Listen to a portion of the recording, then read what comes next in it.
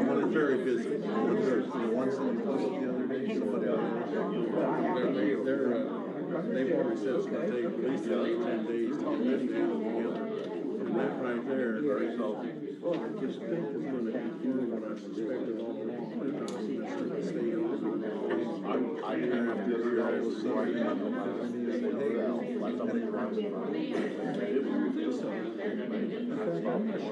well, that's how they do stuff. They fix it. Once they fix it, no harm, no foul.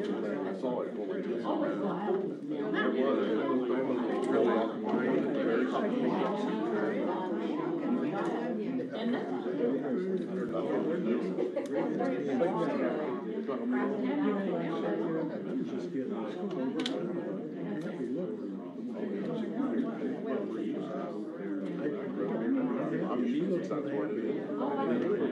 It's a good day.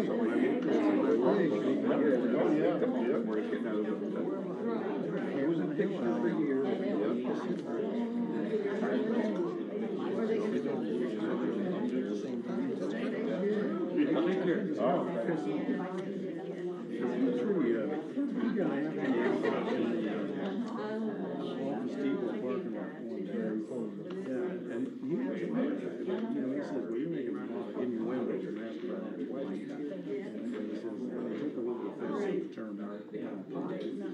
Yeah, you told me about that. Yeah, but then once I explained, I mean, marijuana, and I said it's very recognized and accepted term. Hemp is a marijuana plant, airborne pot. And he says, that makes sense. They just accepted what was going on. His attorney mind went right on. As a kid, he said marijuana, everybody called it pot. Back in high school, you can drive your pickup across the school and you're done and there's Jack going back in your window and no one said a damn thing. Today you're arrested. You didn't do there where I lived. You didn't run around on Rob Windsor. Mike Mike Windsor. She's supposed to help Saturday morning. She broke her foot yesterday. Mowing grass at her place out. Well, stepped in a hole. There's times you're not very proud. I'll say that.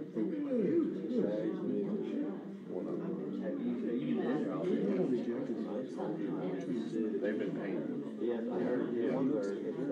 Adam Jones, ex-wife. I just painted. She doesn't tell you another story.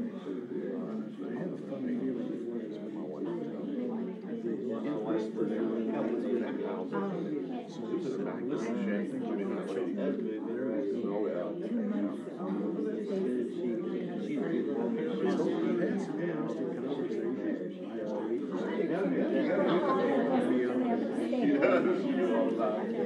Trying to rebuild bridges and make things smooth. And I'm thinking, how do they work? I'll be a trained skeptic.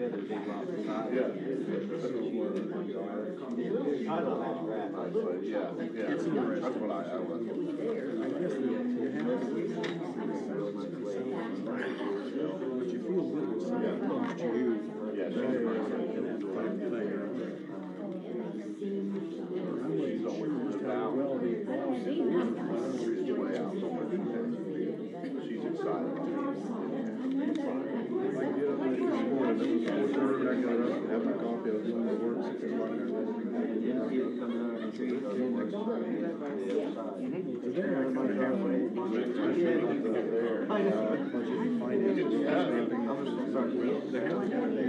agenda up there. the agenda before we ever had the meeting. You know, if they go well, they really well, they have a rental fee and they have a key fee, but there's no cleaning fee. That's what I said, they're finally maturing, you know, we're finally going to get somebody.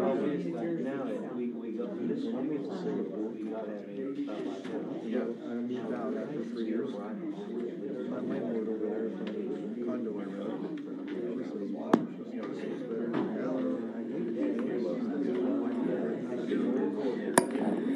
Good evening. Would you please stand with me for the invocation and pledge of allegiance, please?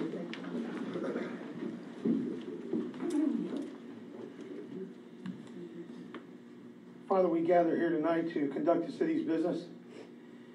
We ask that you be with us and give us calm heads and clear minds. We ask that you be with all the people that are affected by the hurricane that's coming in on the East Coast. Be with all the people that are traveling, that have moved out of their homes, and be with them and guide them and preserve their homes so they'll have somewhere to go back to. Please be with our armed forces as they protect us, and grant us your mercy always. Amen. Mr. Stockstead. I pledge allegiance to the flag of the United States of America and to the republic for which it stands, one nation, under God, indivisible, with liberty and justice for all.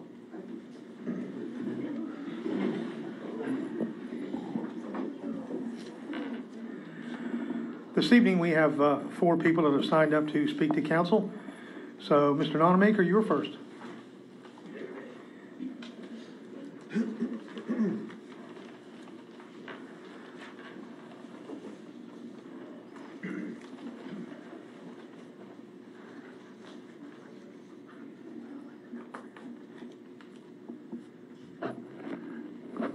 My name is Darrell Nonamaker.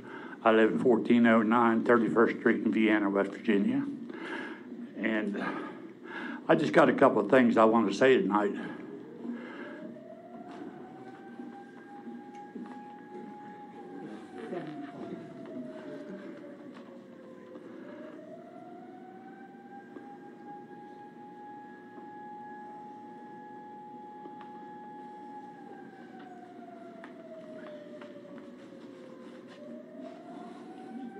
Is it practice or is it far? It's Thursday night at 7 o'clock. They do it every week. They're a little late. Okay, my first question is, on this paving project that we've got going on now in Vienna, we've got one street, 28th Street. The rest of them are avenues below Grand Central Avenue. And my big concern is why are we paving the walking trail back in McDonough Park? The wood shavings are not good enough to walk on. And another thing about this deer population we got going on in Vienna. I got a neighbor across the road from me, we've talked before about it. When they see her truck coming in, these deer, they come running. And there's 7 of them. I mean, she's standing there and blows kisses at him. This is ridiculous. And I'm asking you, Randy Rapp, have you talked to Mr. McCready about the urban deer hunt over in the... Yes. Have you? Sure. Well, you have never given a report on it. That's right. And that's about all I've got to say. I was concerned about the paving back here in McDonough Park, and you're letting the streets go. Okay, let me answer that for you so you understand. Okay. The paving in McDonough Park was a parks project, not a street department project. It was included in the bid so that we could get the better price on the asphalt. That walking trail's been paved for many, many years, and it's used by literally hundreds of people a week. But it was a park project. It did not come out of the money because we carried that money over from the Parks Department budget. So that project has no bearing whatsoever on the number of streets or avenues that we were paving this year. The second thing that you asked me about, Chief Pfeiffer, Mr. McCready, and I met with the people that run Ohio Valley University, and we're working out the details now to have an urban hunt. It appears very positive that they've offered to let us have the hunt on all of the acreage that they have, and they have a significant amount of acreage. So unfortunately, Jeff informed us that the deadline was August the 1st, and we did not meet that deadline because we didn't have the meeting till after that. And so we won't be able to do it this year, but it will be next year. And Chief, it looks very positive. I think it looks very positive. Okay. Okay, but I forgot one other question when I asked you. Why doesn't the city of Vienna put a user's fee on like Parkersburg. Put that money in what they call a rainy day account. If you need it for the Parks Department, the Street Department, it's there. I would find it very difficult, based on the attitude of the council, to impose any sort of a user fee. I don't believe it would pass, sir. But you're passing it on to the seniors by if you're going to raise our police fee. The police fee has nothing to do with the user fee. Well, I know that. It doesn't have anything to do with that. But all the other towns around, Parkersburg's got it. Why doesn't Vienna have it? Think about it. I mean, if you need extra money, there's a way of getting it. Okay. Thank you. Yes, sir.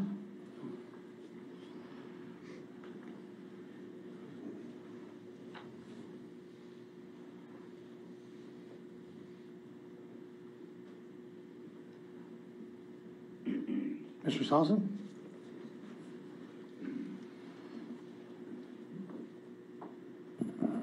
Henry Sasson, 1307 Greenmont Hills Drive in Vienna. I just got two comments or suggestions. Number one was the last council meeting you were talking about purchasing of vehicles and awarding bids to the winning bank. I think it was United Bank.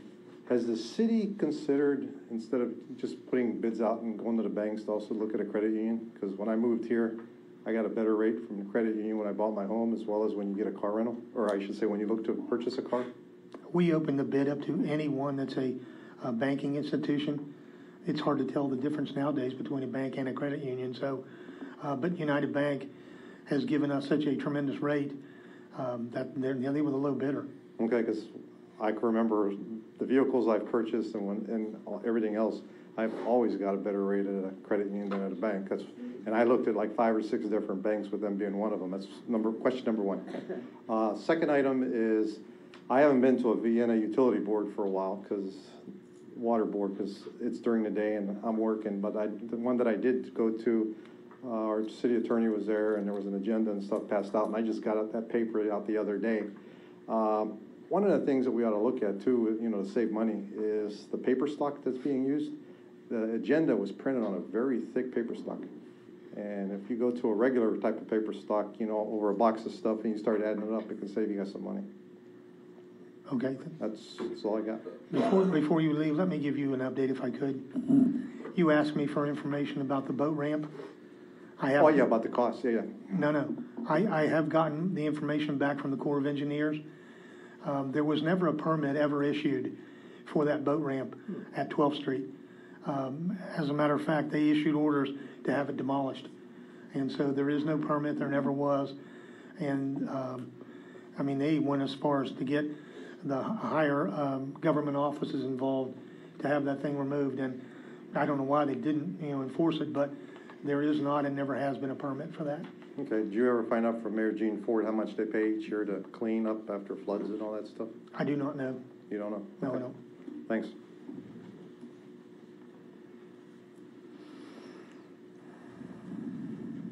Mr. Frazier.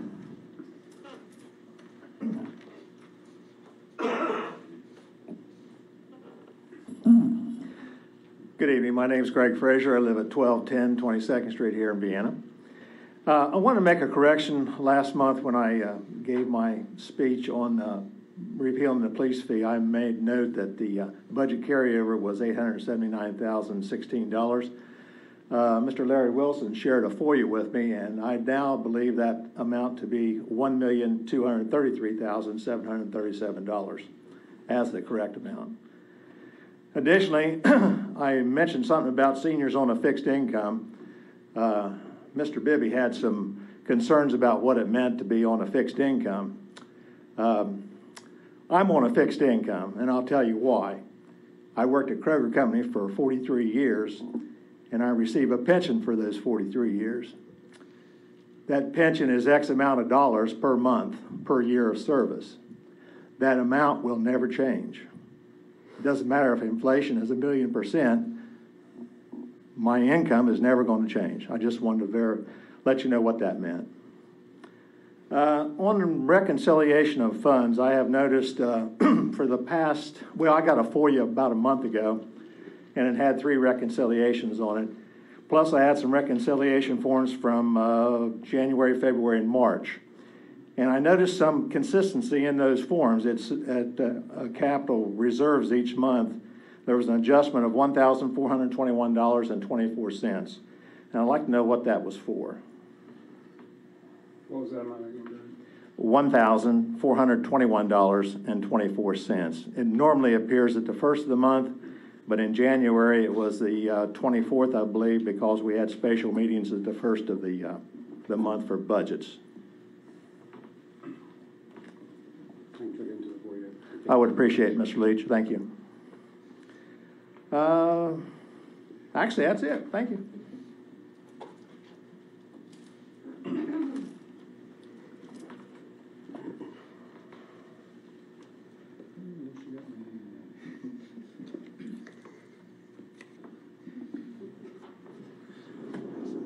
Mr. Anderson.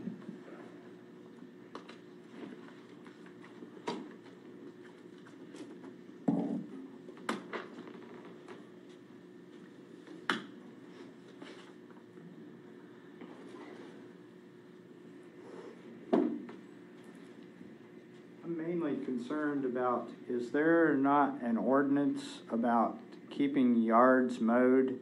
We have a yard next to us that has not been mowed all summer that I know of. And we've already had one snake come over into our yard. And I'm worried about snakes and rodents coming over into our yard from there.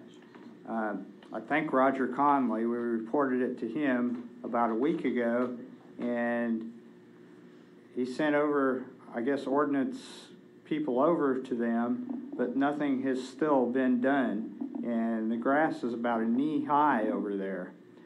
And I'd like to ask the mayor and the council for any kind of help they can get to get that taken care of, either to have the city mow it and give them a bill, to give them one more chance to get something done about it.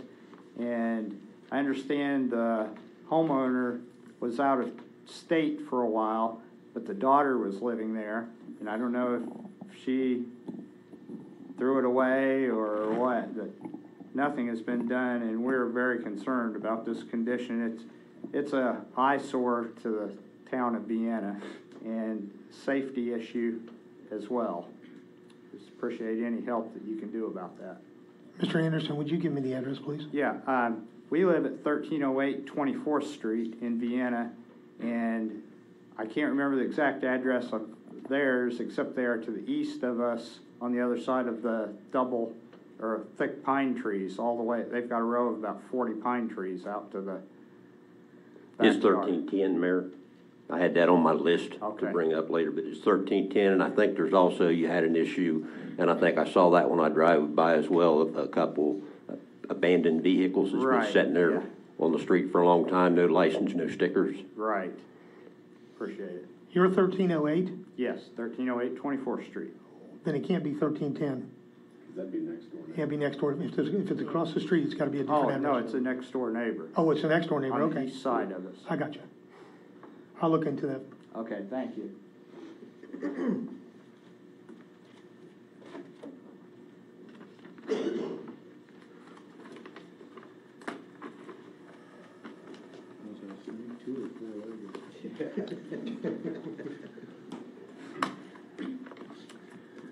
The next item on our agenda this evening is a proclamation for Constitution Week. This is something that we've done every year for as long as I can remember. And so I'd like to read this to you all. Whereas September the 17th, 2018 marks the 231st anniversary of the drafting of the Constitution of the United States of America by the Constitutional Convention. And whereas it is fitting and proper to accord official recognition to this magnificent document and its memorable anniversary, and to the patriotic celebrations which will commemorate the occasion. And whereas annually September 17th to the 23rd is recognized as Constitution Week. Now therefore be it resolved that I, Randall C. Rapp, Mayor of the City of Vienna, West Virginia, do hereby proclaim September 17th through the 23rd, 2018 as Constitution Week in the City of Vienna, and encourage all citizens to reaffirm the ideals of the framers of the Constitution by vigilantly protecting the freedoms guaranteed to us through this guardian of our liberties, remembering that lost rights may never be regained. In witness thereof, I have hereunder set my hand and caused the seal of the City of Vienna to be affixed the 13th day of September. So, we hereby declare that September 17th through the 23rd will be known as Constitution Week.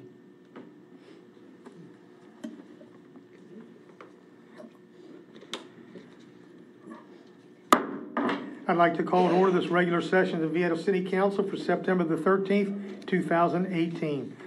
Let the record reflect that I've taken roll, that all members of council are present, with the exception of Mr. Rogers, who is absent this evening.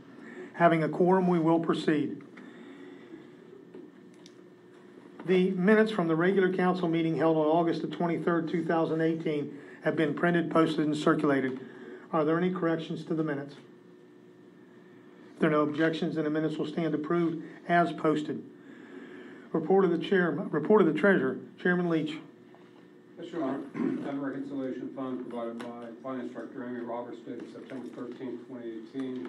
I've reviewed that, including the 1421 we just mentioned briefly. I don't have my Dropbox, my iPad wouldn't power up, but I believe that number does fluctuate depending, like for example, I had a copy from April 26th of 2018, and the adjustment to the capital reserve account was zero in that report. So I'll look into that, but I do believe that number would fluctuate just depending on what goes on with the capital reserve account. I think that was Mr. I'm sorry, Mr. Mike. Better? Could you hear me? I could say, okay, the capital reserve account fluctuates depending on the activity in the account. I don't have my Dropbox tonight, my iPad wouldn't come up, but for example, I had a copy from April 26th of 2018 and the capital reserve change was zero. So I believe that would fluctuate just depending on the activity in the account. Well, the only point I was making was there were 6 times that it was the exact same amount down to the penny. Okay, and I'll get you that answer. I expect that's some recurring fee that comes from that account. So aside from that, I reviewed the accounts, the accounts appear in order and the city's financially solid. Councilman Leach, I'd like to have a copy of all the data that makes up the net change, please. Okay, one of the things that, with regard to the ordinance on the reconciliation of funds, the ordinance requires that report to be presented 1 time per month, and I intend to begin doing that. That'll give the finance director an opportunity, any specific questions we can address, and also not put the additional burden of preparing it for every meeting when the ordinance does not require it. So we will have the data that shows the net changes on a monthly basis for all the changes from the previous month? No, that's not what I said at all. That is my request. Okay, well, we can talk about that. If you want to specifically let me know which one, I'll respond. I want all data that makes up. There's a net change tonight of $63,220.78. I'm requesting a copy of all data that makes up the net change, $63,220.78. Okay, I'll respond to that, but not right now. Okay, moving on. Under unfinished business this evening, we have one item, and that's an ordinance on second reading approving the 2018 replacement pages to the codified ordinances. And this is an ordinance to approve the 2018 replacement pages to the codified ordinances. Whereas certain provisions within the codified ordinances should be amended to conform with current state law, and whereas various ordinances of a general and permanent nature have been passed by council, which should be included in the codified ordinances, and whereas council has heretofore entered into a contract with the Walter H. Drain Company to prepare and publish such revision which is before council. Now therefore be it ordained by the council of the city of Vienna that the sections that were listed in the changes that were presented to us, section 1, the ordinances of the city of Vienna, West Virginia of a general and permanent nature as revised, recodified, rearranged, and consolidated into component codes, chapters, articles, and sections within the 2018 replacement pages to the codified ordinances are hereby approved and adopted.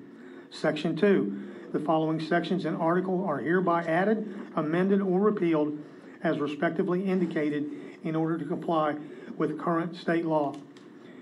331.01, 335.01, 345.26, 349.01, 525.05, 545.05, and then Section 3, pursuant to West Virginia Code 8-11-4, subsection B, notice of the proposed adoption of the current replacement pages to the city code shall be given by publication as provided in West Virginia Code 8-11-4, subsection A2. Through authentication of this ordinance, the mayor shall certify the current replacement pages to the city code, which shall be filed as a permanent record in the office of the city clerk. This ordinance shall take effect immediately upon passage.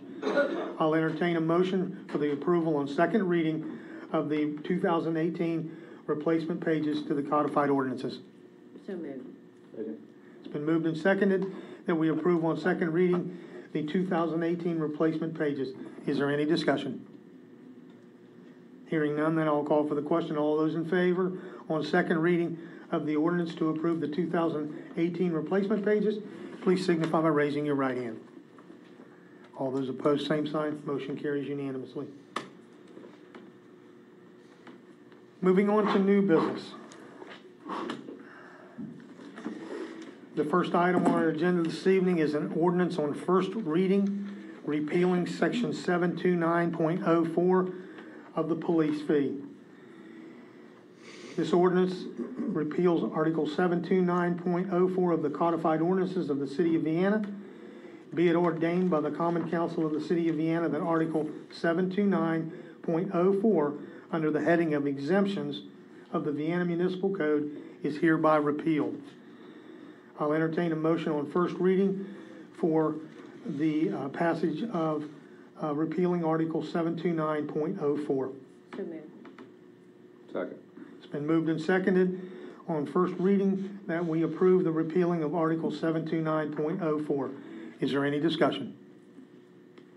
So what we're voting here is actually that there just can no longer be any reduction for any person or any group such as the senior citizens are now paying, correct?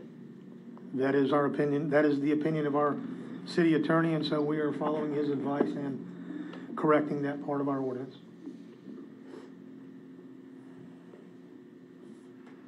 Hearing no further discussion, then I'll call for the question. All those in favor of the ordinance on first reading, repealing Article 729.04, please signify by raising your right hand. All those opposed, same sign. Motion carries unanimously. Item number 2. This is an ordinance on first reading, amending Article 729.03 with regard to the police fee.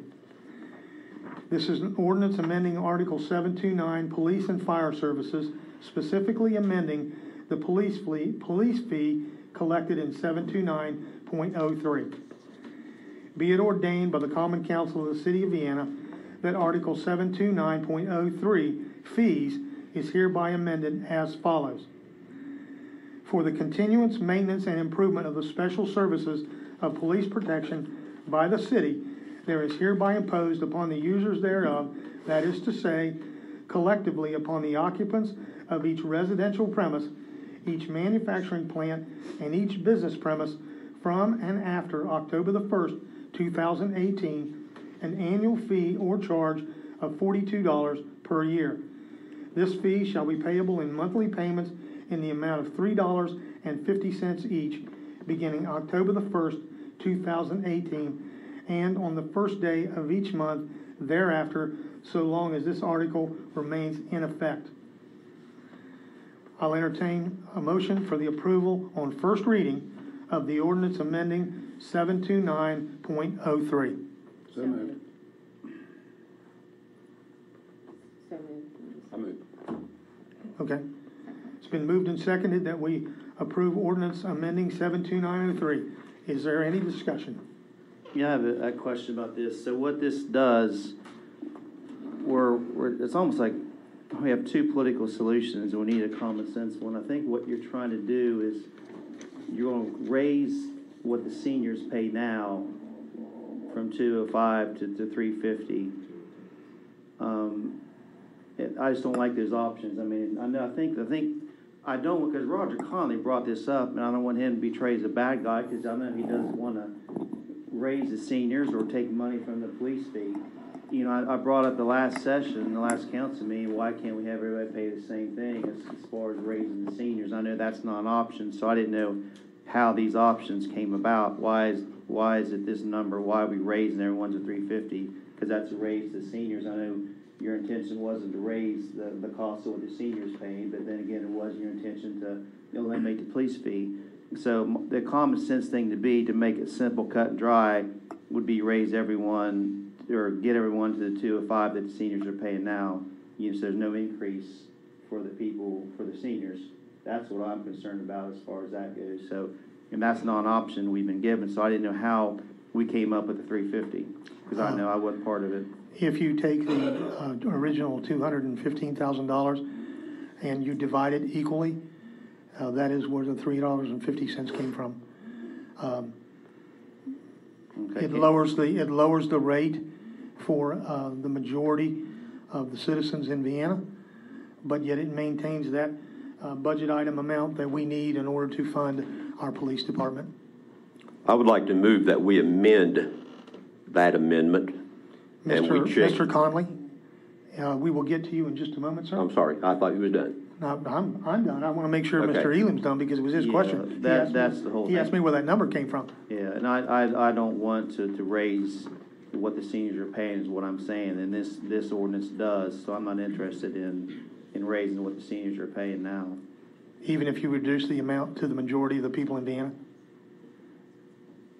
It's reducing them, because they're paying, what, $450 now? $405. $405. Yes. So it's reducing the fee to the majority of the citizens by 55 cents. Yeah, I know, of course, the police will still be getting the money. I mean, it'll be cut in half, but I think everyone should be paying the $205 that the seniors are paying.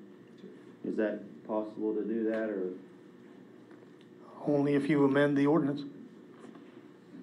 All right, that's what I'd like to do then. And I don't see any reason that we cannot do that. You know, we've had a lot of conversations about giving up revenue. And I'm going to take just a few minutes and explain once again why I don't see that as being an issue at all as far as revenue loss. So bear with me for just a few minutes. These are numbers that don't lie. When we, Mayor, when you took office in 2013, we had liquid assets of $10,457,775.06.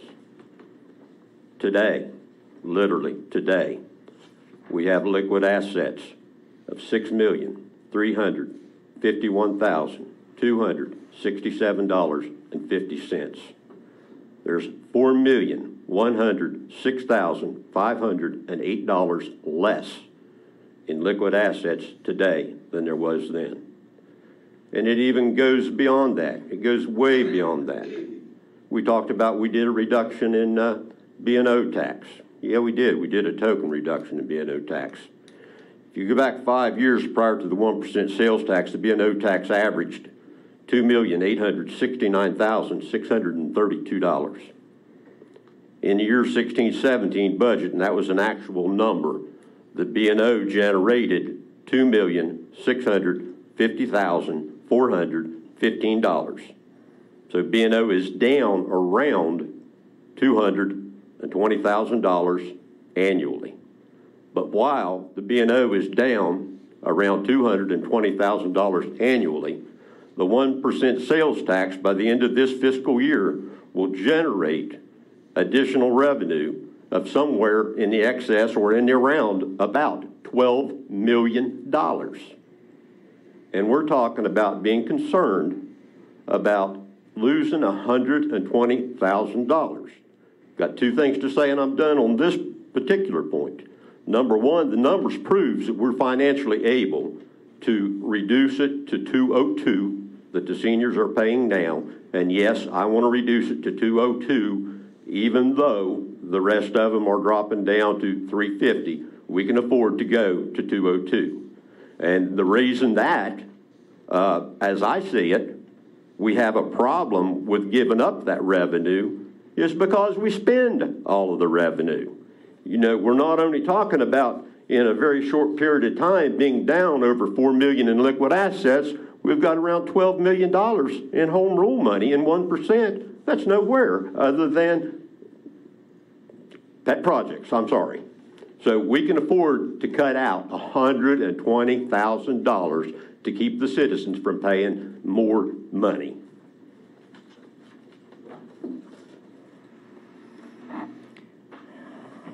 You know, we can debate numbers all night long, and numbers are interpreted by whoever's holding the piece of paper. They're from our budget. And when you look back over the last 5 years at the projects, and whether you call a bridge on 28th Street a pet project or whatever, I believe that the fact that our B&O numbers have stayed very healthy because we encourage businesses to come to Vienna.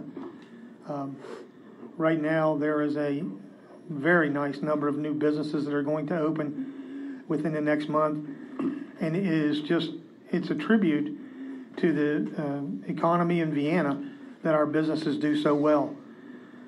And so when you interpret the numbers, I don't really have an argument for you, Roger, because, you know, if you're against spending $1 million to repair a bridge that was in terrible shape, that's your opinion. I can't say a word about that, okay?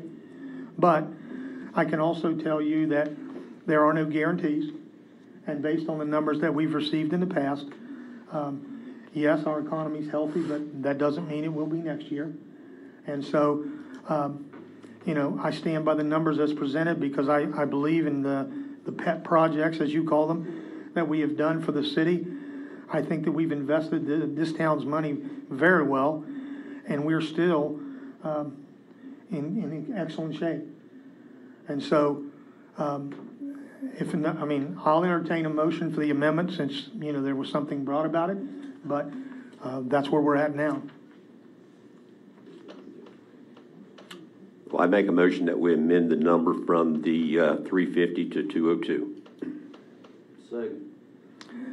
It's been moved and seconded that we lower the police fee number to $2.02. Is there any further discussion? I just think the one thing that came up the last time we talked about this was the uncertainty of the 1%. And I agree with the mayor that numbers can be presented in a lot of different ways. A change in liquid assets, you know, does not reflect a total balance sheet, all right? And so you can exchange assets for equipment, for infrastructure, for, you know, and those are decisions that council makes. So, you know, taking numbers out of context is not a fair representation of the financial condition of the city or the judgment of the council as a whole, not a single vote or opinion.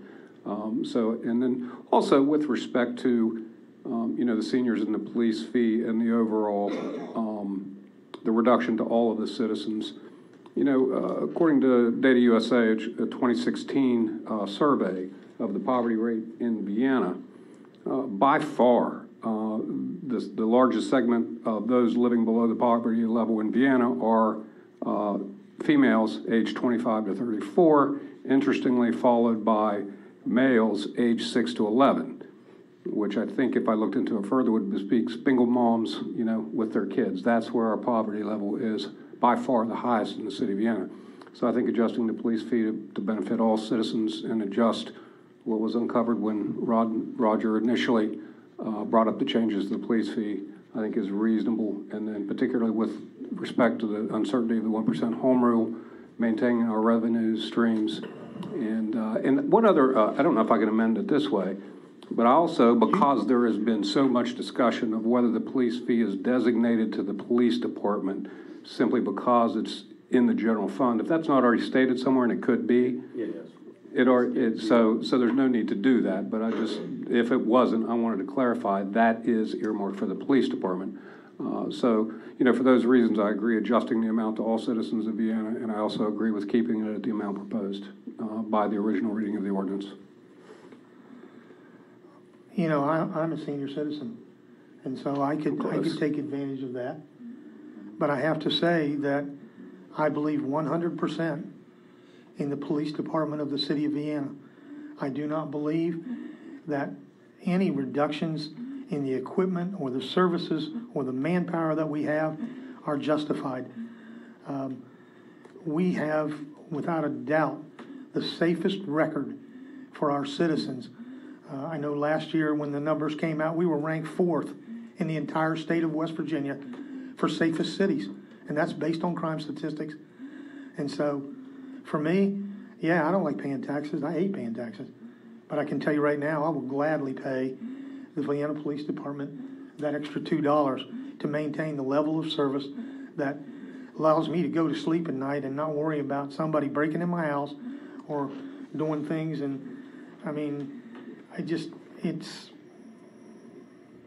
can't believe that we would limit the amount of funding that we've always provided since 1974 to the Vienna Police Department. So it's not that, because Chief Pfeiffer knows I'm pro police. I'm pro. They do an excellent job here in Vienna, and he knows. I mean, they should know. I will vote for anything our police department needs. If it means borrowing money out of general, I mean, I would never slight our police department, you know, what they need, because they are top notch. They do a great job, you know. So this isn't against the police department. It's against the seniors having to pay more money. But Chief Pfeiffer knows he can come to this city councilman anytime he needs money for something, because it's always legit what he needs, and I will never let them go without what they need to continue the great service that they do now. And I think I've made that clear numerous times. We're talking scare tactics again. Mayor, I'm sure that if we reduce this to 202, when next year comes around, the police department's not going to be suffering, or they're not going to be any less equipped than they are today. In fact, every year we make sure that they have the best equipment that they possibly could have, and we will continue to do that. Chief knows that, the citizens of Vienna knows that, the people sitting here knows that. Quite frankly, Mayor, you know that. This has got nothing to do with taking money away from the police department, unless you're going to sit here and say that if we lower it, you're going to lower it. You're going to take the actions that needs to be taken to make sure that their budget's cut. You know, Roger, the only comment I have about that is Mr. Leach was absolutely correct. We have no idea what's going to happen with home rule. And, you know, the attitude that has been expressed tonight about pet projects, if you consider bulletproof vests and extra training as pet projects, then based on your logic, those would be eliminated. And I will never vote for that. Okay? I firmly believe... You're spinning again. You know darn well I'm not talking about bulletproof vest. Anybody that would sit up here and even make that kind of remark should be ashamed of themselves. I'm darn sure not ashamed of myself. Well, I can tell you that. To indicate that you want me to, that you're indicating that I am interested in taking anything away from the police department, whether it's manpower or whether it's police cars or whether it's bulletproof vest, is absolutely absurd. I have talked about this for absolutely months, Mayor. You know darn well I don't want to take anything away from Chief Pfeiffer or his people. But that money is not, it's a line item. It's a line item just like every other line item on there. You're spinning it, you're throwing out scare tactics, and it's just wrong, Mayor. It's wrong. It just proves again that you have no understanding of what it takes to make a budget work, and that's 10%. Explain it to me, sir. And that is 10%. Sir, explain that to me. Explain it to me. Your opportunity to speak. Now I'll ask you. You know, no, I'm not done. You're out of order. Okay. I'll out of order, sir. Okay. That fee is 10% of the police department budget. All right. Now, whether you like it or you don't like it, if you remove that amount of money, it has to be made up from somewhere. Well, I'd make it up from buying a house that we might maybe build a city building on someday, and demolishing it, and the concreting, and the storm water runoff, whatever else might be coming along with it. We're pretty much talking about the same amount of money on an annual basis, you know. And you're sitting here talking about you're concerned about the home rule, but you know I don't know which one of your conversations to listen to. We're concerned about it because we don't want to cut the seniors, but at the same time, we're not concerned about it because we'll go across the street and buy a house just in case we want to build a city building someday. We're going to spend money to tear it down. We don't need to spend the money to tear that house down today. We don't know if home rule is going to be passed or not. We don't know if we're going to keep that 1% sales tax, so we should forego that till we figure out what's going to happen. But while we're talking here, Are you referring to the police fee, sir? We have a motion on the floor, and if you continue to go in these tangents, we need to get back to where we're at, Roger. We have business. I'm going to finish. Thank you. This is exactly what I want to finish. You're constantly trying to silence my voice. And this is another perfect example of it. We sat here last week, and we had, well, I'm just going to go through my list. If it doesn't have anything to do with the police fee, then you must save it for council comments. I'll save it for council comments. It's probably more valid then anyway. That would be great. Are there any other comments? And we have an amendment on the floor. The amendment as presented would reduce the $3.50 per citizen fee down to $2.02. Do you all understand that that's what the amendment is? Yeah. Okay. Do I need to read it again? Okay. The amendment to the ordinance as presented reduces the $3.50 to $2.02. All those in favor of reducing the police fee from $3.50 to $2.02, please signify by raising your right hand. All those opposed to reducing the fee to $2.02, please signify by raising your hand. 3 to 3, the amendment fails. We move back to the original ordinance as presented. The ordinance as it's presented on first reading, it's an annual fee of $42, and the fee shall be payable in monthly payments in the amount of $3.50 each, beginning October the 1st, and on the first day of each month thereafter, so long as this article remains in effect. Is there any discussion on the original amendment? All those in favor of the original amendment, please signify by raising your right hand. All those opposed to the original amendment, please raise your hand.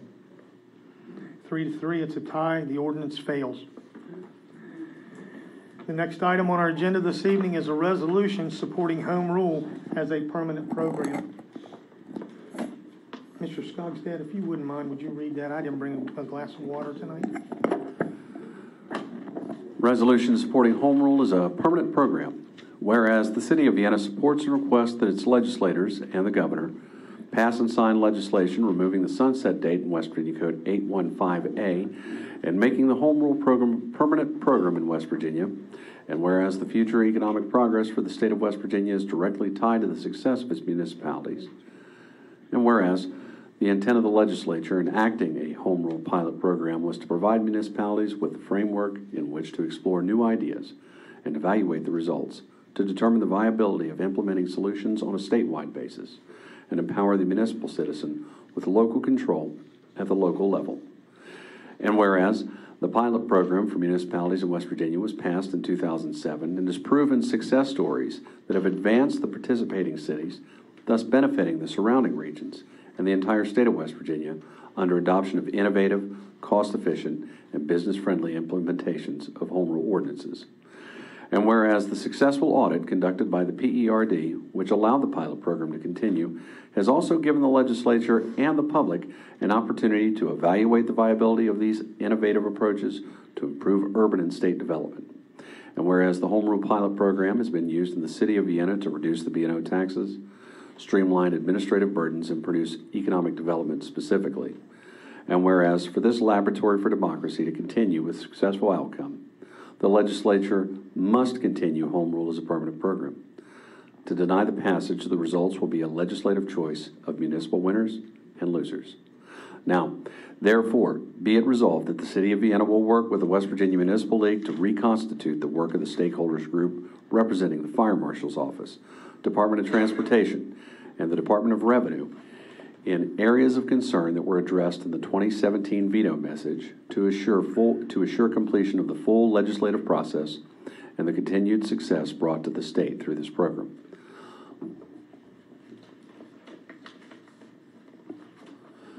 Let it further be resolved that the City of Vienna supports and will aggressively pursue the passage of this permanent program to allow innovative and progressive problem solving at the local level, empowering the municipal citizen and placing local control at the local level.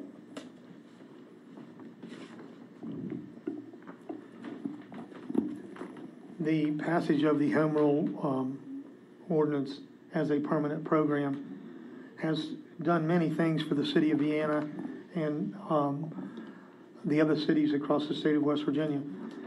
The ordinances that we put in place to benefit our community in general have been very specific. They've allowed us to do a better job with our dilapidated buildings and the issue that Mr. Anderson has with the grass. Typically what happens in that situation is we mow the grass and then we put a lien against their property, but it's never paid until the house is sold. With the new ordinances in, we have the ability now to fine you. If you don't mow your grass, then we can issue a fine. And if you don't mow it, we can continue to add fines to that. So it gives a better enforcement and keeps our neighborhoods in better shape.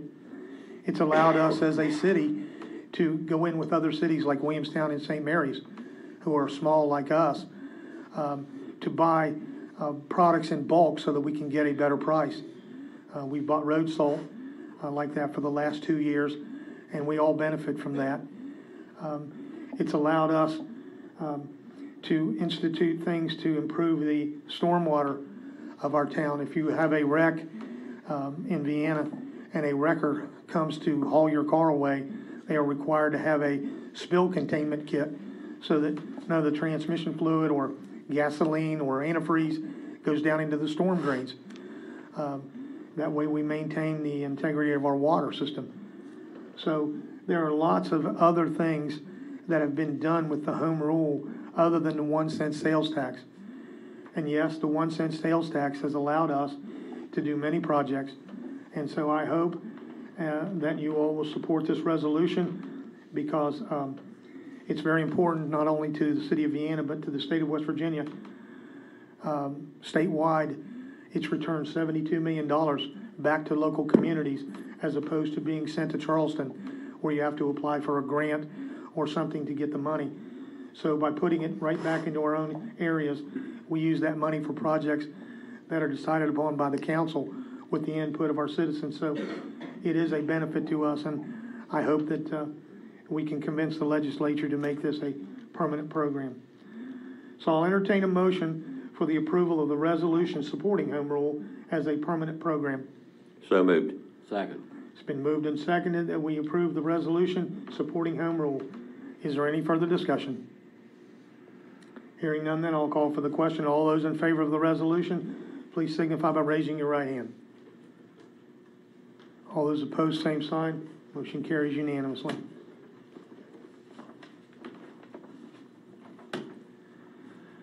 The next item on our agenda is a resolution approving the litigation to recover unpaid B&O taxes. Mr. Skogstad, if you'd give us an overview.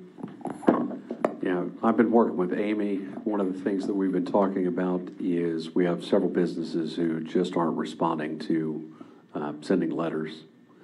So the next step is to file suit in magistrate court. So I didn't specify any specific business. One, because they know who they are, and they will find out shortly that the city is going to deal with them as they can. But it's unfair to the businesses who are doing what they're supposed to do and paying their fair share and allowing some businesses to not. So I've asked council's permission to expend city funds because we do have to pay filing fees for some of those things, well, for all of those suits. And to pursue those cases. Now, if the council doesn't want me to do that, that's fine. But that's why I'm here, or that's why I have the resolution. I've asked for the resolution. So this resolution approving litigation to recover unpaid business and occupation taxes.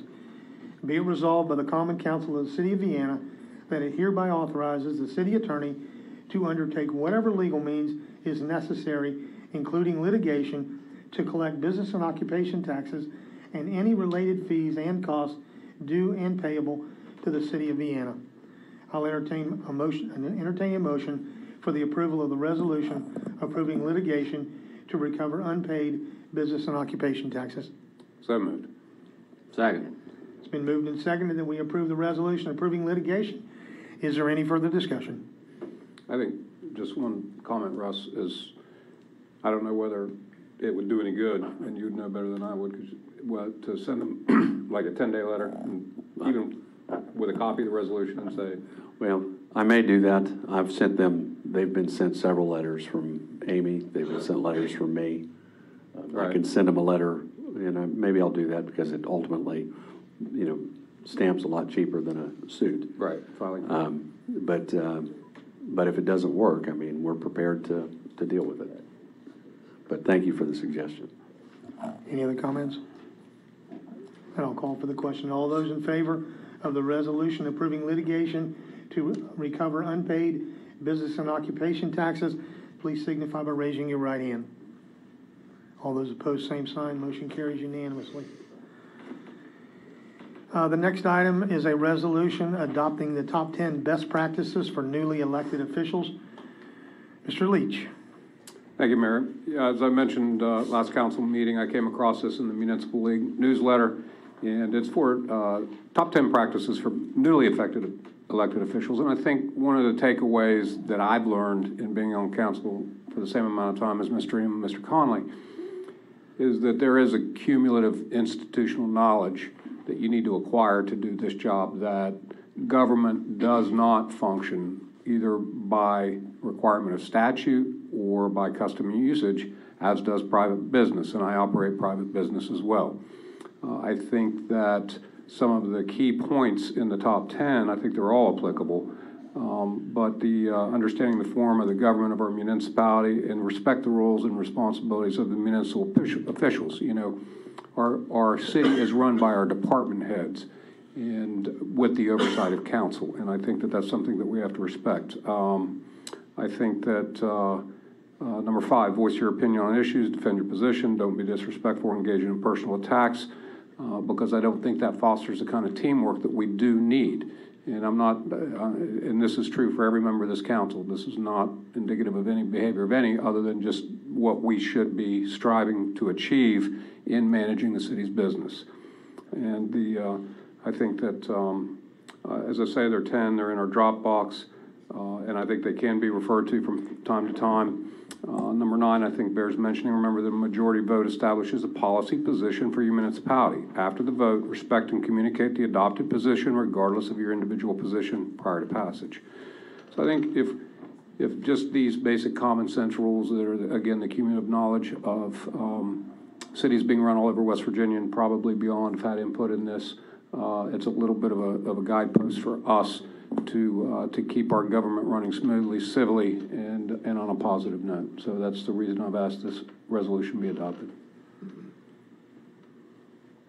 The resolution adopting the top 10 business practices for newly elected officials applies to not only newly elected officials, but the other council members that have been up here for a number of years. We are a team. There are 7 of us that make the policy for the city.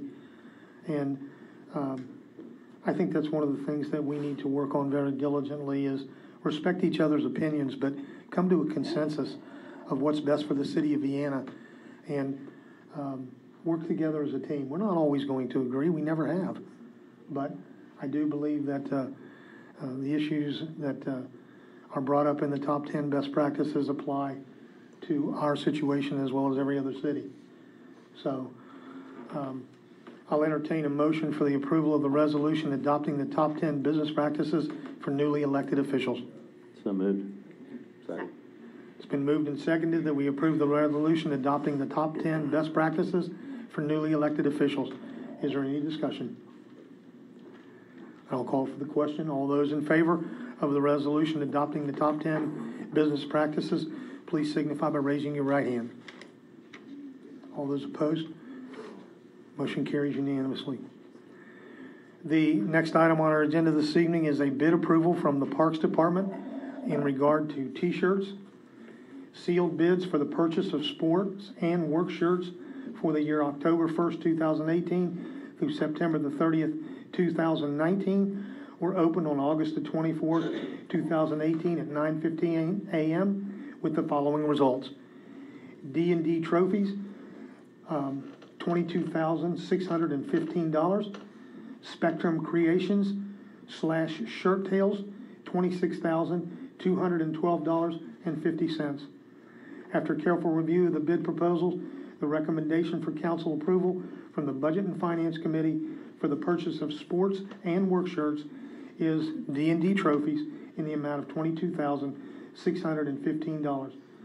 Funding for this project comes from the city's general fund. I'll entertain a motion for the approval of the contract for sports and work shirts from D&D Trophies. So moved. Second. It's been moved and seconded that we accept the low bid from D&D Trophies for $22,615. Is there any further discussion? Is this for all of our sports teams, baseball, football? What all does this consist of? Yes, it's for the uniforms and all that for the entire year. And that number could fluctuate based on the number of participants, but this is the same projections that we've put out. So we know that the numbers will fluctuate a little bit, but they were all bid per item for T-shirts and hats and all of the sporting apparel. So it's not just T-shirts then? No. Okay. No. It says for workers, is that like for coaches, assistant coaches, or field people, or what is that exactly? It's work shirts for the employees as well as for all of the sporting programs. They bid it by the T-shirt price. Right. And our workers in the park wear T-shirts.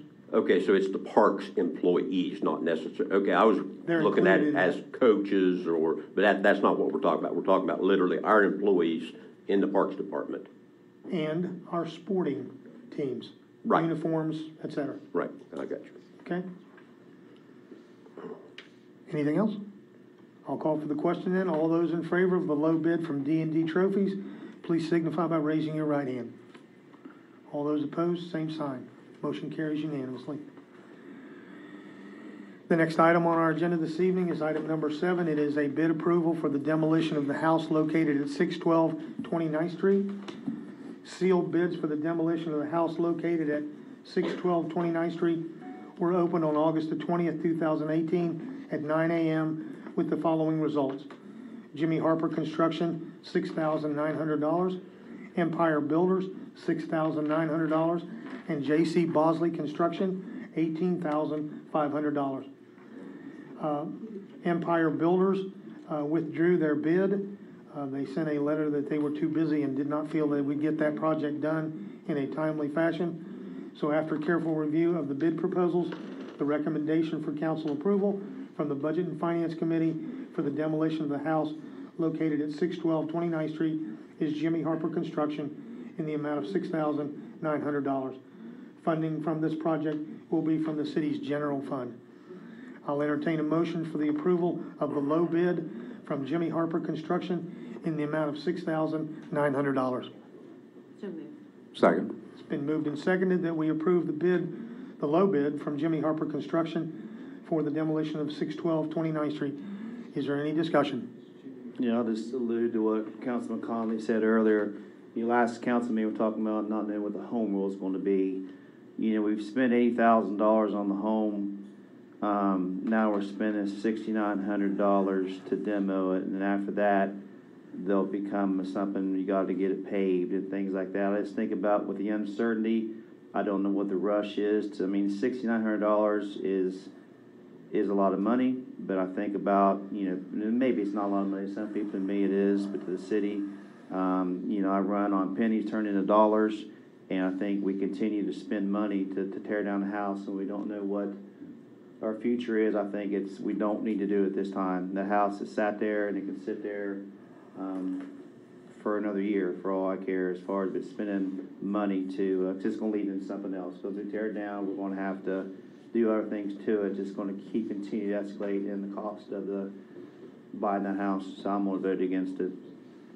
Mr. Elam, you do remember that not too long ago, you voted for a budget revision where we, excuse me, I shouldn't say what you voted for, I apologize, I'd have to go back and look at the record, but where City Council approved a budget revision carrying over $19,000 for the demolition of this house. That was the money that was left over from last year's budget. So this is actually money that was designated out of last year's budget.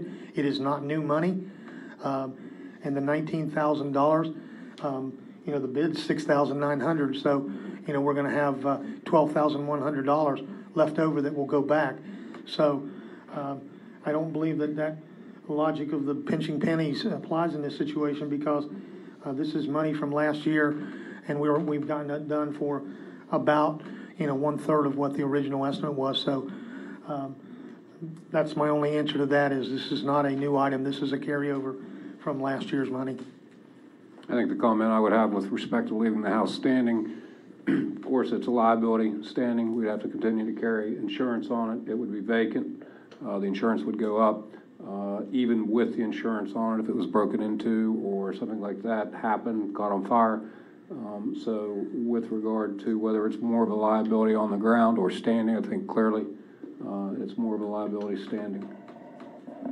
Well, we've got buildings empty on 12th Street that there's nobody in, so I don't know how we pick and choose which one's a liability and which one's is not. As far as the budget revision you're talking about, I voted no. And I absolutely agree 100%. This is an item with the uncertainty that you have with the home rule and the potential loss of that sales tax money. We have absolutely no business spending those dollars right now, whether it was from last year or the year before. It's still dollars that we're going to spend that we don't need to. All right, I'll call for the question, and all those in favor of accepting the low bid from Jimmy Harper Construction for $6,900 for the demolition of 612 29th Street, please signify by raising your right hand. All those opposed? Motion carries 4-2.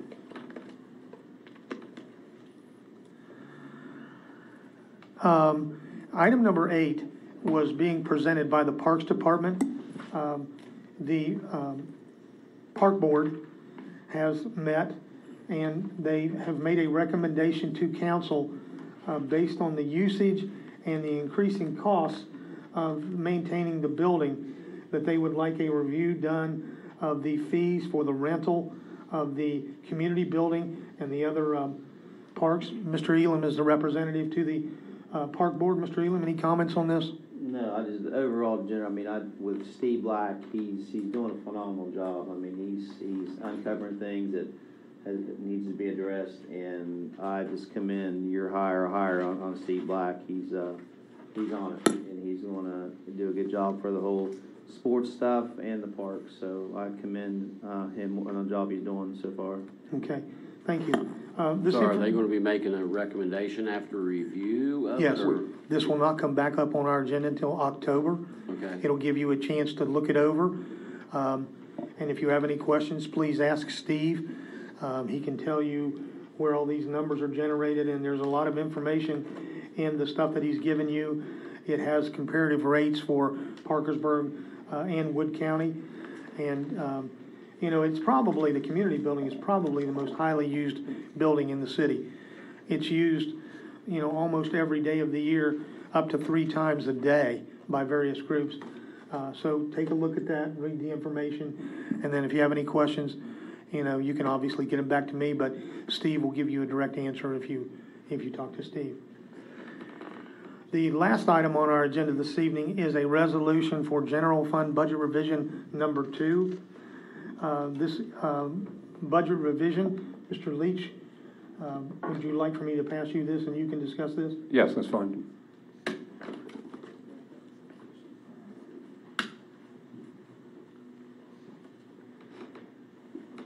Do you want me to read it or simply discuss? On the other side. Okay. Well, what the numbers are, what this is dealing with is what Adam Clegg talked about, and I think the chief and even the fire chief mentioned. The lightning strikes that we're experiencing, they are commonly causing enough damage to be just under what our deductible is, our insurance. The last, I think, incident was about $4,000. Our deductible was $5,000. This is a budget revision to purchase the material and supplies for items already damaged due to lightning for the amount of $4,530, as I mentioned. And then the other thing that we're trying to accomplish, based on the recommendation of electricians and Adam and the evaluation on this, is to do some additional grounding work in the park, and that's tied into other systems in the city, for example, police communications. And so this is an effort, based on advice that we've gotten, to try to minimize this damage in the future, which continues to cost downtime for the city as well as, unreimbursed expense, just flat expense. So that's the purpose of this budget revision.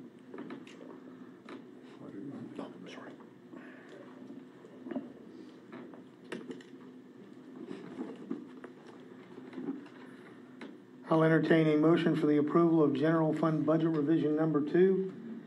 It is in the amount of $8,220. So moved. Second.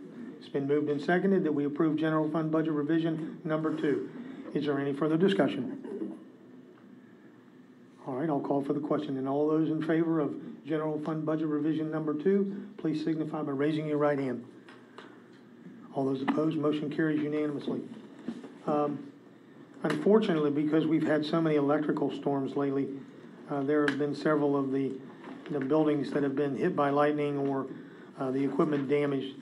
So, and it just turns out that these things are, as Mr. Leach said, are right below the amount of our deductible. And so we've had to replace a switch on one of the generators for $3,800.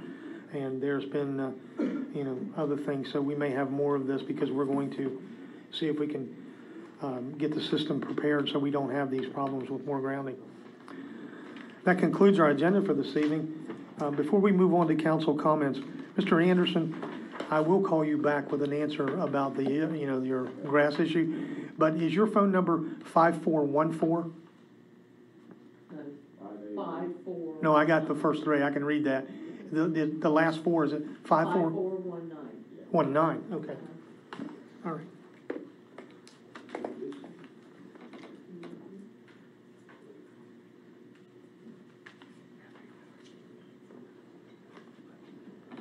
All right, that moves us down to council comments.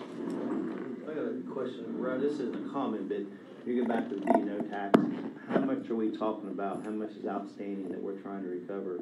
Oh, gosh, right now it's probably only a couple $1,000s, but it's not the issue. When you have several businesses that are doing what they're supposed to do, unless you take action to enforce your ordinances, why would you or Roger or Jim want to continue paying your B&O taxes when 9 other people aren't? And I don't want to target, I imagine some of those businesses are struggling a little bit, but sometimes you got to do things you don't want to. Thank you. That's all I have. I have just one quick comment. I don't know if anyone's had an opportunity to see, but the remaining structures at Moundville are on the ground, and they're in the process of shearing that steel and getting it transported to the mill in Pittsburgh, and so another big step closer. So I applaud the work of Reclaim. The companies have been tasked to do that. Okay. I'd like to ask that we place on the agenda of the next meeting of the 27th the police fee reduction at $2.02. And I did ask for that to be done on this particular meeting, and it did not happen. So there again, I'm asking that we place on the agenda for the police fee for all citizens to be at $2.02. The other question, a couple of other things. 12th Street, do we have an update on what's happening with the 12th Street property? We have been with them in regard to them being in arrears. Okay. They have assured us that they are going to present us a check to pay themselves in full. So we are working with them on that. Mr. Skogstad is ready, if that does not happen, to go ahead and do legal paperwork. Okay. So right now it is their intention, as far as you know, to Yes, proceed forward. Okay. And now I'm going to go into what I talked about or started to talk about a little bit earlier. And for the sake of time, I'm just going to pretty much just read my notes. We talk about teamwork and getting along, and can't argue with that.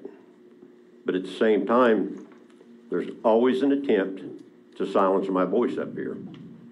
It started several months ago with you, Mayor, trying to make me get on the agenda just to speak. And we got that taken care of and fixed. But it was an attempt. You then tell us that all financial questions no longer go through Amy, the finance director, but be directed to Councilman Leach. Well, he's the finance director, so if that's the way it is, that's the way it is. However, it just doesn't end. I asked a very simple question just this week that had absolutely nothing to do with finance. And I'm told that you directed that department head to go through Councilman Leach. On one side, you tell us to work with the department heads. You scold us because we don't go to the department heads and talk to them. But then when we do go to the department heads, then we're told, well, no, you got to go through Jim Leach. You're the mayor, sir. Councilman Leach is just one member, just like I am and everybody else is up here. He's on no higher level than the rest of us, and as he always says quite frequently, he's one vote, just like I am. We're not Parkersburg. We don't have a mayor and a council president. That's not the way our structure works. Last week, while I was speaking, to make a point, you commented that make your point so we can move on. There was people that had talked way more than I did, but you singled me out to say, make your point so we can move on. I'm scolded because I call and talk to Derek Hancock to get information that we still don't have. We went through a couple of weeks ago what I thought was going to be an update on the Johns Mansfield project, and it turned out to be nothing any more than what we already knew. It appeared to be more of a political ad to me than an update. The newspaper says, Johns Mansfield passes the muster. Well, what did it pass? I'm still waiting to hear what the results are. We haven't got it yet. But every time I bring something up, you try to shut me down. You try to make me go through hoops. And that is absolutely not a way to solve any of the things in line items number 1 through 10 in our resolution. I'd like to comment on a couple of things with regard to this, Councilman Conley. First of all, with respect to the Manville project, as we announced last time, it is at the public comment phase for the remedial action plan. That has been drafted, circulated, submitted to the DEP that has to be published in the newspaper in I think 30 days in a public meeting to occur. And that is what we said when we talked this last, and we have a live stream. I'm sure we can go back and fact check that. With respect to questions being directed through me to the Budget and Finance, that arose just recently as a result of a decision in an executive session. I hope it to be somewhat of a short-term situation, but also I would go back to, as council, if we don't treat our department heads with respect, even if, sometimes we say, well, we agree with this or we don't, but one of the comments here is once the council decides, we're supposed to move on and go to the next issue facing the city. So, and indeed, the request that was forwarded to me from Councilman Conley was answered the same day. And I'm not going to get into it here, but there are some reasons, because there's an expense to all of this. And so it does relate to budget and finance. And if we are parsing every dollar that's spent by the city, I'm just as entitled as everybody else to look at that. So, I do want to work together. I would like, in fact, I've recently invited, Mike and Elam and I are going to get together on some information he had requested and sit down and talk about it. And that's what I want to do. And Roger, the same thing with you. With the Manville project, I mean, if we're going to kind of like, oh, gosh, you did this, you did that, one of the things I felt like is I'm kind of getting blindsided with like the last council meeting on, this Nippities thing that didn't even have to do with Manville. It would have been simple for you to say, hey, Jim, I came across this. Can you give me any information on it? So that's what, same thing, Roger, I agree with you. I don't want any of us to be uncomfortable in serving on council. I don't want us to not want to come to council meeting because it's contentious. And I don't want our department heads to feel like they are somehow being targeted when they have a long history of, and it's certainly our responsibility and right, to council to question the function of the city. And as long as we do it in respectful, not using pejorative terms and, the name calling and disrespect, I think we can avoid that. And I think City of Vienna has a long history of avoiding coming across to our citizens like that. I don't think anyone's here from the newspaper tonight. That's fine with me on this discussion. I think this is our business. And I will meet you halfway and beyond, Roger, as far as achieving the goals I agree with you. I agree with you. Well, that's going to start with, I think we have good enough department heads that if I have a question to a department head, as you have always said, Mayor, I should be able to go to the department head and ask the question. And I should be able to sit down with them without having my question screened to see whether it, as the paper said, passes the muster or not. I absolutely don't work that way. If we have department heads, and I absolutely don't think we do, that's not capable of answering my questions, then we've got the wrong department heads. If I want to ask a question of a department head as a councilman, I am not going to go through another councilman to do it. That is not the way it works. She can answer the question, and Councilman Leach is right. He has as much right to see that as I do. Whatever her answer is, she can answer all the council. I have no secrets. When I put the questions out, I'll reply to all of you if that's what you want, and the response can go to all. Well, let's, just to get on a side issue, I don't want to start this going down email and text message and all that nonsense. You guys cannot have conversations with emails and text messages that address the whole group. That's a violation of the Open Meetings Act. Understood. If it's anything that councils, and I'm not calling you out, I just want to make sure. I understand. You're right. We get it clear. You do not do that. That's a violation of the Open Meetings Act, and that's going to get you in trouble. Passing information back and forth, like Mr. Leach is saying to Mr. Elam, that's fine. Having a discussion about it, that's something else. So if he sends you a document, that's fine. You guys start talking about that document, and then you get a quorum that starts talking about it, you have a problem. So please, don't use email and text messages to talk to the group. But I digress. I'm sorry. But there's nothing wrong with me contacting one of our department heads to get answers to my questions. There is not. There isn't unless there's a policy. Well, look, I'm not going to get into part of it. Right now, the issue that you have with that department, with one department head, is we have an individual that. I'm talking about a totally different department head today. I don't know. It's the same situation. I don't know. I'm not going to go into it. We don't have to. The mayor dictates the policy as far as how he wants to have the interaction with department heads.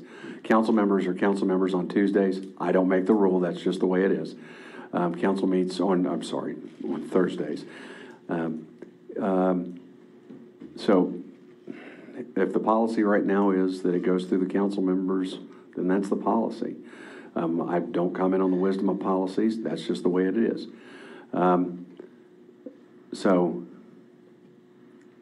A department head does not have an obligation to speak to any individual member of council, except when council is meeting. And whether you agree with that, whether anyone agrees with that or not, I mean, that's the way the mayor, that's the way this form of government is set up. The mayor's the day-to-day executive.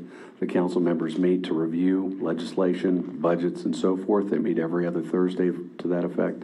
And I'm not here to lecture you or anything, Roger. I just want everybody to understand it. That when you have what's typically called the strong mayor form of government in West Virginia, that's how it works. The mayor's the executive, and if you have cities that have city managers, the city manager's the executive, and they set a lot of those policies. If the policy is going to be that it go through a person who's been deemed the liaison, then, I mean, that is what the policy is. That is not an unlawful policy.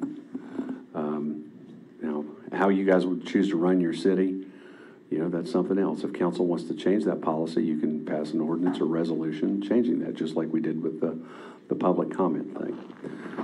If you don't like how your city's run, you meet together and you decide what the rules are going to be. But right now, there's not a statute or ordinance that says that says otherwise, and until there is something, I put that under the mayor's default power and authority to determine.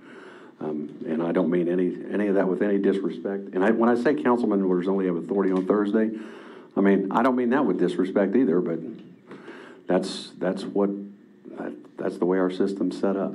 So what you're telling me is that the mayor has the right to tell any of his department heads that they cannot talk directly to the council members? Until a policy or something changes, until there's a resolution or ordinance that changes that, then yeah, that. Well, I think we've got a lot of things that needs to be worked on and changed in the very near future. And I think perhaps, Roger, I would suggest that the first thing is our ability to communicate as a council.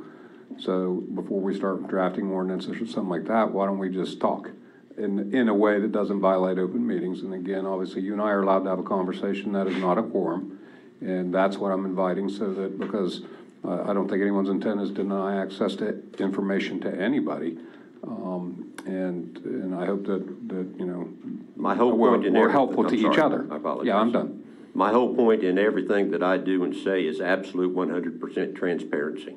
I don't like the idea of having a meeting with one individual or two individuals. I don't like the idea of having to present FOIAs.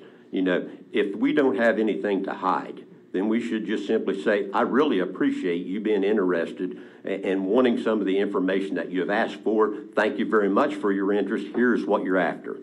You know, what we're doing right now just makes it look like it's black. There's nothing transparent about it. It's black. And there again, I'm repeating myself, but I absolutely, if I have to get permission to talk to a department head, when I've been, you know, I don't know, I'm confused about what to listen to. You're constantly scolding us because we don't go to the department heads. We go to the department heads and you say, don't talk to him. I'm totally confused. I'm totally confused. And we do need to fix some of this stuff. I have one comment about that, and I'm not sure what specific department head you're referring to, but today I received a call asking me for information pertinent to police department information, and I know for a fact that our police chief could have answered the questions on that request for information, and he was not contacted. He could have done it much quicker. So I contacted the wrong person. So I'm saying, if you're wanting police information, I just asked numbers. Nothing to do with finances, just numbers. but the police chief could have easily answered those I've questions. never worked with any company that you didn't go to HR to get those questions answered in my life. Why wouldn't you go to a police chief about police? Because it's an HR issue. That's what HR does. Well, I'm just saying, you know. I'm just saying that's an HR. That's what they do. I'm sorry. I'm saying that you're saying now you have to have permission to contact a department head. You could have easily contacted a department head and gotten whatever information you needed from that department. Stephanie is the department head of HR. That's where these questions are reported. That's where this goes. Department. If you would have a conversation with our police chief, he could give you probably more information on anything you need to know about police or police department stuff. That That's only all I works have in to the say. city. That would only be the case in the city of Vienna. Why haven't you reached out to him, for instance, for any information on the police department? I asked for employee numbers, and that's HR. I'm sorry. Okay. Let me clarify this so you understand the logic behind this, Roger. As we explained at our last meeting, we have an issue in one of our departments right now where we're very short-handed because we have an employee that is off. Because of the overwhelming amount of paperwork that department requires, I ask that if you have a question about the financial part of it, that you go to Mr. Leach, okay? Now, the department heads that are in the city of Vienna have all been here, with the exception of Chief Pfeiffer, for an extended period of time. Agreed. The department heads that are here run this city better than anyone could do it. There's no one knows more about public works than Craig Metz. Amy Roberts has been here 32 years. There's no one understands budgeting and all that any better than Amy Roberts. Steve Black, who is our new parks director, was our finance director before. He's got 25, 30 years with the city. All of these people have vast amounts of knowledge, okay? The problem with that is it is my responsibility to protect the department heads from what I consider to be, at times, creating a hostile environment where these constant accusations and innuendos of things that aren't transparent. I mean, you know, our financial audits for the last 30 years have been the best in the state of West Virginia, and we pay money to the auditor's office to come up here and audit our books because they're the best there is.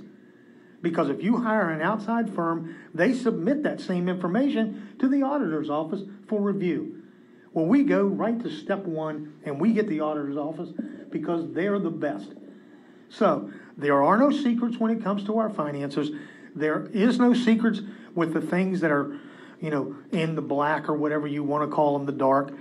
But the fact of the matter is, I am not going to allow someone to go to a person that's worked for this city for many, many years and be badgered just for the sake of badgering.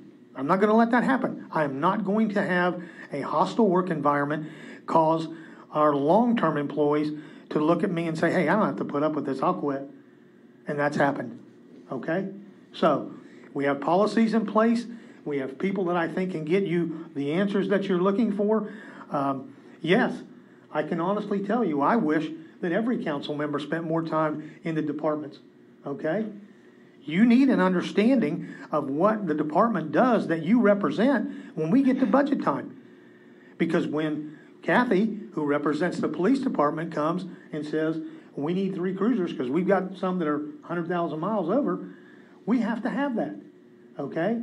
And Roger, when he comes and he says, hey, we've got a ladder truck that costs $1 million to replace, we need to do a repair on it so it'll be good for the next 20 years. That is information that you gather from being part of your department and learning how things work. I've always been the liaison to the Public Works Department. I know more about water and sewer in this town because of my involvement with Craig, because he's very knowledgeable. That's the reason why, okay? I'm not picking on you. I don't care. I've known you for 30 years, okay? I know your experience. I know what you've done. I'm just telling you that these long-term employees do not appreciate it when their integrity is questioned. And so I'm not going to let us lose all of the senior department heads we have by putting up with what I consider to be hostile work environment. So, you know, I have a responsibility to this city to make sure that Chief Pfeiffer, Chief Scholl, Craig, Amy, all these department heads that have built this city come to work every day and enjoy their job. That's the reason for that.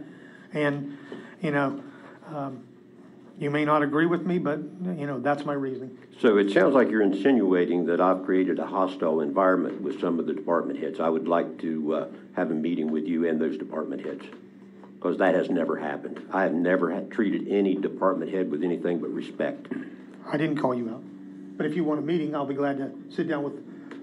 No, you just sat there and said that the reason that you instructed the HR person not to give me the information because you did not want to subject them to a hostile work environment, and they was instructed to go, you instructed them to go through Mr. Leach. See, it's so I easy. have the email. It's so easy. No, you don't. Yes, I do. It's right here. It's so easy when you put words into the sentences. My exact words were, Mr. Leach is taking care of all of these details. It is better to go through one department, one person, rather than have 6 different people answer your questions, or anyone's. So we don't go to the department heads then? No, sir, you don't. You're welcome to go, you know, as Kathy said, if you want to have a conversation with Chief Pfeiffer about the police department, I'm sure that Chief Pfeiffer would welcome that. But you just said, no, I don't. No, I'm just telling you, if you want specific answers and you put them in writing, I'm going to get you an answer back so that you have an official answer, which is what you asked for. Okay? We can all see through this. No, you want to have a meeting, I'd love to have a meeting. Okay? I'll tell you what, let's do a town hall, you and I. I'm not going to discuss this in public. You and I have issues that you want to talk about. Let's do it. We'll talk about it. Okay? I have nothing that I wouldn't say in front of a town hall. Then let's do it. And wow. You know, it gets to the point where we have the greatest city of our size in the entire state of West Virginia. We have accomplished so many things in the last few years that make our town head and shoulders above every other town our size. Every other town. And I am tired of this back and forth bickering that goes on. I want to get along. I want to be part of this governing body. I am proud to be part of this, all right? By sending an email out telling a department head not to answer my questions. But read the answer is exactly as it was written. Doesn't matter. Sure it does. Sure it does. It's exactly as I said it. It says, I was instructed by the mayor to send all correspondences to Mr. Leach. That way everything gets answered in the same manner. And that is exactly what I said, not what you said. Okay? So what, are the department heads instructed that if they get anything from me that they're to come to you to see whether it's answered or not? No. So It'll be this answered. happen? It will be answered exactly. Okay? But if you want to contact someone, Mr. Leach will be the one to answer you, or myself, whatever. I prefer to have Jim do it because he's very well versed. Okay? But you got your answer. That's what the important thing is. Yeah, I did, but we all know it's another one of your games. I'm done. Any other council comments this evening? No. The next council meeting will be a regular council session scheduled for September the 27th at 7 p.m. This Saturday at 9 a.m. at the Grand Central Mall. There will be Big Truck Day. I believe there's 19 trucks that are going to be there from the various entities around the county. 911, Police Department, Public Works, Fire Department. So that will be at the mall at the Sears Inn from 9 to noon. And then Dog Fest 2018 will also be this Saturday from 11 to 3 at the Jackson Dog Parks. No further comments? Meeting adjourned.